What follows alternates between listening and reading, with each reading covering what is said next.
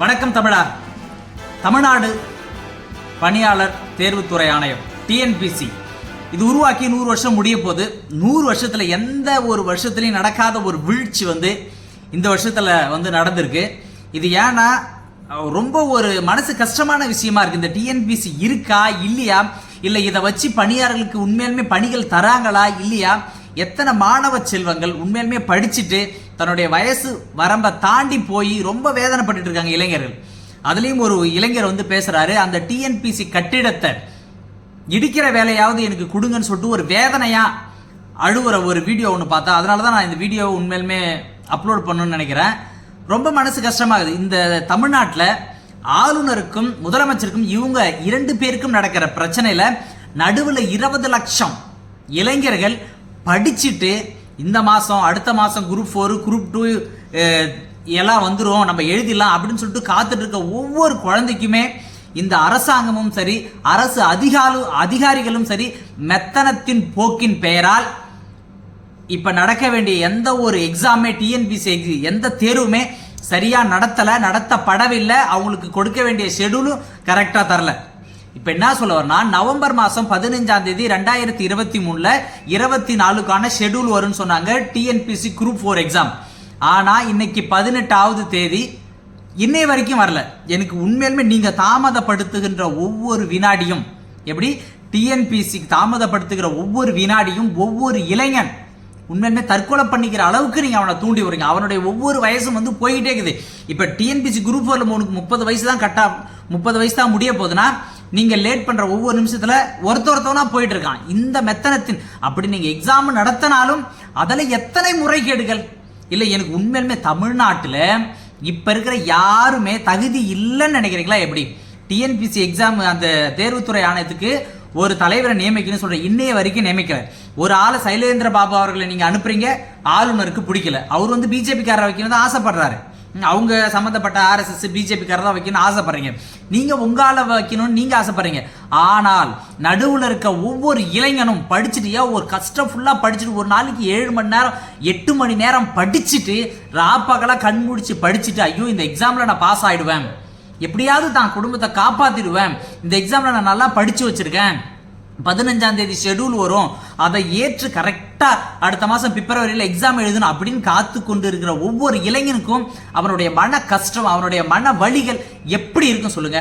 ஒருத்தன் ப்ரிப்பரேஷன் பண்ணிட்டு வரான், 3-4 வருஷமா பண்ணிட்டு வரான். இந்த டைம்ல எக்ஸாம் இந்த ஷெடியூல் செஞ்சிட்டோம், இப்போ உங்களுக்கு கொடுக்க போறோம் அப்படின்னு ஒரு நாள் ஃபுல்லா காத்துட்டு இருக்கான். 15ஆம் தேதி ஃபுல்லா, ஃபர்ஸ்ட் நவம்பர் சொன்னீங்க, அப்புறம் டிசம்பர் 15 சொன்னீங்க, அன்னைக்கு ஃபுல்லா காத்துட்டு இருக்காங்க.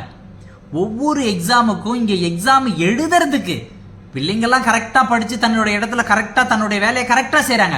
ஆனால் அரசு அதிகாரிகளும் இங்க இருக்க அரசியல்வாதிகளும் உங்கள் சுயநல லாபத்துக்காக இங்க இருக்க ஒவ்வொரு இளைஞருடைய வாழ்க்கையிலும் 20 லட்சம் இளைஞருடைய வாழ்க்கையில, தமிழ்நாட்டு இளைஞருடைய வாழ்க்கையில நீங்க 2 பேரும் சேர்ந்து, யாரு ஆளுநர் அவர்களும் இங்க இருக்கிற தமிழ்நாடு அரசும் 2 பேரும் சேர்ந்து விளையாடி கொண்டிருக்குன்னு சொல்லுவோம். ஒருத்தருடைய வாழ்க்கை, இந்த குடும்பத்தை நான் எப்படியாவது மாற்றிடுவேன், என் குடும்பத்தில் எப்படியாவது ஒரு மாற்றம் ஏற்பட்டுரும் அப்படின்னு சொல்லிட்டு ஒவ்வொருத்தரும் தன் உயிரை பணையம் வச்சு ஒரு நாளைக்கு 15 மணி நேரம் 16 மணி நேரம் படிச்சு அந்த எக்ஸாம் ஷெடியூலுக்கு ஏத்த மாதிரி படிச்சு வச்சுட்டு இருக்கான். ஆனா நம்ம என்ன பண்றோம்? மெத்தனை போக்கு. நம்ம ஒரு ஆள் அனுப்புனா அவங்க ஒரு ஆள் அனுப்புவாங்க, அவங்க ஒரு ஆள் அனுப்புனா இவங்க ஒரு. அந்த அளவுக்கு தமிழ்நாட்டில் நாங்கள் வக்குத்து போயா கிடக்குறோம். அந்த அளவுக்கு ஒரு அறிவாளி கூட இல்லைன்னு சொல்லிட்டு இந்த ஆளுநரும் இந்த முதலமைச்சர்களும் அப்படி ஏன் ஒரு ஆளை நியமிச்சு அரசு சரியா செயல்படலன்னு தான் சொல்லுவோம். அரசு நான் நியமிக்கிற ஆளை தான் நீ வைக்கணும்னு சொல்லிட்டு வச்சு இந்த இளைஞர்களுக்கு என்ன செய்யணுமோ நீங்க அதை சரியா செய்யலையோ அப்படின்னு தான் தோணுது. நாங்கள் டிஎன்பிசியில் வந்தால் புதிய மாற்றங்கள் ஏற்படுத்துவோம், அது ஏற்படுத்துவோம், இது ஏற்படுத்துவோம் இப்படின்னு சொல்ற நீங்க டிஎம்கே அரசானது இந்த தமிழ்நாடு பப்ளிக் சர்வீஸ் கமிஷனுக்கு பத்தியா இந்த இடத்துல கோட்டை விட்டுருச்சு. அத்தனை இளைஞர்கள் தலையில மண்ணள்ளி போட்டுச்சு. உண்மையிலுமே திருப்பி ட்ரெண்ட் பண்ணுவான் ட்விட்டர்ல இந்த டிஎன்பிசி இதெல்லாம் பண்ண உடனே தான் அப்புறம் சூடு சொரணை அதுக்கப்புறம் நீங்க நடத்த வேண்டியதை நடத்துவீங்க. எத்தனை இளைஞர்கள் பாருங்க, அவனுடைய வயசு போகுது, அந்த குடும்பத்தோடைய சூழ்நிலை போகுது, இதுக்காக கல்யாணம் பண்ணாம வெறும் படிச்சு கவர்மெண்ட் ஆபீசர் ஆகணும். எத்தனை கனவுகள், ஒவ்வொருத்தருடைய கனவுகள், ஒருத்தருடைய 20 வருஷம் உழைப்பு அதுல இருக்கு. இந்த உழைப்பு எதுவுமே தெரியாது. ஆனா நீங்கள் அரசியல் பண்ணணும், எதிர்கட்சியை பார்த்து நீங்க அரசியல் பண்ணும், நீங்க உங்களை பார்த்து ஆளுநர் பண்ணும். இந்த மாதிரி நீங்க போட்டுக்கிற சண்டையில இங்க இருக்க இளைஞருடைய வாழ்க்கை, உண்மையாவே சொல்றேன், அவங்களுடைய வாழ்க்கை கேள்விக்குறியாவது, வாழ்க்கை தரம் வந்து குறையுது. அவங்களுடைய கனவுகள் என்னடா நம்ம எவ்வளோ படிச்சாலும் இந்த கவர்மெண்ட் நம்ம மேல இப்படிதான் இருக்கேன்னு சொல்லிட்டு அவங்களுக்குள்ள ஒரு இது வந்துடும், ஒரு தாழ்வு மனப்பான்மை வந்துடும். அந்த அளவுக்கு தமிழ்நாடு இளைஞர்களை உருவாக்கி விட்டுறாதீங்க. உங்க மேல இப்பயும் நம்பிக்கை வச்சு இளைஞர்கள் இன்னும் படிச்சு கொண்டிருக்காங்க. இப்போ எப்படியாவது திருப்பி இந்த டிசம்பருக்குள்ள நீங்க விட்டுருவீங்க. குரூப் 4 எக்ஸாம் எடுத்து 20 லட்சம் பேர் காத்துட்டு இருக்காங்க. நீங்க ஒரு 2 பேர் பண்றத பல 20 லட்சம் பேருடைய வாழ்க்கை கெடுது, அவங்களுடைய வாழ்க்கை கேள்விக்குறியாவது. இன்னைக்கு எக்ஸாம் ஷெடியூல் வந்துடும், நாளைக்கு வந்துடும், நாளன்னைக்கு வந்துடும் அப்படின்னு எதிர்பார்த்து கொண்டிருக்கிற இளைஞர்கள் மீது உண்மையுமே நீங்களாம் வன்மத்தை திணிக்கிற மாதிரி பண்ணிட்டு இருக்கீங்க. அது யாராவது உடனே உங்களுக்கு அன்பான வேண்டுகோள், திமுக அரசிடமும் சரி, ஆளுநர் RN ரவி அவர்களும் உங்களோட அன்பான வேண்டுகோள். இந்த வேண்டுகோள் இல்லை, எத்தனையோ இளைஞர்கள் படிச்சுட்டு வேலை இல்லாம TNPSC எக்ஸாம் படிச்சுட்டு இருக்காங்க, அவங்க வேண்டுகோளா தயவு செஞ்சு நீங்க ஏத்துக்குங்க. இந்த குரூப் 4 எப்ப நடத்த போறீங்க? குரூப் 2 உடைய ரிசல்ட் இந்த மாசம் சொன்னீங்க, இந்த மாசமும் வரல. அதுக்கப்புறம் என்ன சொல்றீங்க? ஜனவரி மாசம் சொல்லிருக்கீங்க. இதெல்லாம் கொஞ்சம் வேகமாக செஞ்சு அந்த ஏன்னு கேட்டால் ஒவ்வொரு இளைஞனுடைய வயசு போயிடுது. அவன் அந்த வயசு போயிடுச்சுன்னா அதுக்கு மேலே அந்த எக்ஸாம் எழுத முடியாது. அதனால தான் ஒவ்வொரு இளைஞனும் பதட்டப்படுறான். உங்களுக்கு உண்மையுமே இரு கரம் கை கூப்பி உங்களை வணங்கி கேட்டுக்கிறோம், இளைஞருடைய வாழ்க்கையை விளையாடாதீங்க. எந்த தேர்வு அட்டவணை போன வருஷம் நீங்கள் போட்டிங்களோ, போன வருஷம் எந்த தேர்வு அட்டவணை சொன்னீங்க? போன வருஷம் டிசம்பர் மாதம் சொன்னீங்க, நவம்பர் மாதத்தில் ஷெடியூல் வரும், பிப்ரவரி மாதம் குரூப் 4 எக்ஸாம் நடக்கணும். ஆனால் இன்னைக்கு 18 தேதி ஆகுது, இன்னைய வரைக்கும் ஷெடியூல் வரல, அட்டவணையே வரல. அப்போ இந்த வயசுக்குள்ளே இருக்கவங்க வயசு போயிடுச்சுன்னா எத்தனை இளைஞர்கள் பாதிக்கப்படுறாங்க?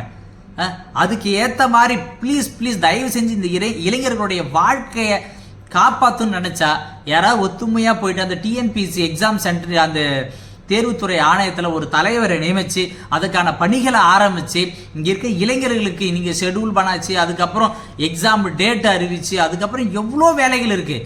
அதுக்குள்ளே சில பேருடைய வாழ்க்கை இங்கே முடிஞ்சு போயிடுது. எத்தனையோ பேர் குழந்தைங்க தற்கொலை பண்ணிக்கிறான். நல்லா படிக்கிறான், ஒரு நாளைக்கு 4 மணி நேரம் 5 மணி நேரம் படித்து வச்சிருக்கான், எக்ஸாம் இந்த வாட்டி எப்படியாவது கிளியர் பண்ணணும்னு சொல்லிட்டு. ஆனால் நீங்கள் தாமதப்படுத்துகின்ற ஒவ்வொரு நேரமும் அவனை டிமோட்டிவேட் ஆகிறான். என்னடாச்ச நம்ம எவ்வளோதான் படித்தாலும் இந்த எக்ஸாம் நடத்துறவங்க சரியா நடத்தல, அப்புறம் பேப்பர் பிளாக் ஆயிடுச்சு, இடமாத்தி உட்காந்தாங்க, ஒரே சென்டர்ல இத்தனை பேர் இது பண்ணிட்டாங்க, அத்தனை பேர் இது பண்ணிட்டாங்கன்னு சொல்லிட்டு அந்த மாணவர்கள் படிக்கிற மனசுல நம்ம என்னதான் படிச்சாலும் இந்த மாதிரி அவங்க மனசுல வந்து ஒரு தவறான செயலுக்கு வந்து நீங்க கூட்டு போறீங்களோ இல்லையான்னு தோணுது. தயவு செஞ்சு தமிழ்நாடு அரசும் சரி, மத்திய அரசும் சரி இதற்கான ஒரு முடிவை எடுத்து இந்த வேகத்தை கொஞ்சம் கூடுதல் பண்ணி இங்கே எக்ஸாம் நடத்தி அவங்களுக்கான வேலை வாய்ப்பை கொஞ்சம் சீக்கிரமா பண்ணணும். எனக்கும் ஒரு வேதனை தான், நானும் TNPSC படிச்சுங்கிறதால இதனுடைய வேதனைன்னா வலி என்ன அப்படின்னு சொல்லிட்டு எனக்கு தெரியும். அதனால தான் அரசாங்கத்திடம் நாங்கள் கெஞ்சி கூத்தாடி கேட்டுக்கிறோம், தயவு செஞ்சு எக்ஸாம் ஷெடியூல் போட்டிங்களா அதை பிரகாரம் சரியாக நடத்துங்க. உடனே நடுவில் காரணம் மழை வந்துச்சு அதனால தான் பண்ண முடியலன்னு தயவு செஞ்சு சொல்லாதீங்க.